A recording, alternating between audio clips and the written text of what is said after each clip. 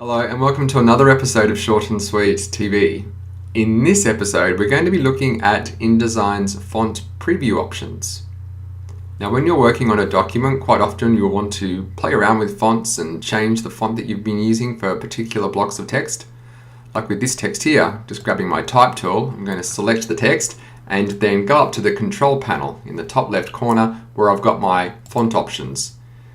Now, if I scroll through, you can see here I've got a whole bunch of fonts that are available on my system, and on the right hand side it gives me this little sample or a preview of what the font will actually appear like when I apply it. Now, at the moment, that font preview is actually really small. It's hard to make out what the font is actually looking like, so I'm ending up with some really odd fonts that probably don't suit the sort of marketing collateral that I'm working on at the moment.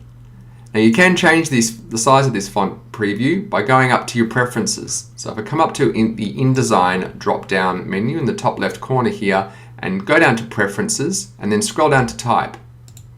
This opens up my type preferences, and it's in here about halfway down here. You can see I've got the font preview size option. Now at the moment it's set to small. I'm going to change that to large and then just come out of there and click OK.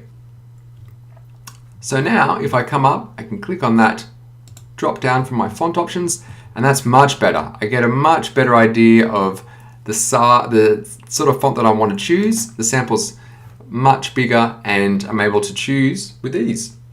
So hopefully that's been helpful for you, for those of you that have had problems trying to preview their fonts from the drop down menu, and I look forward to seeing you in another episode of Short and Sweet TV.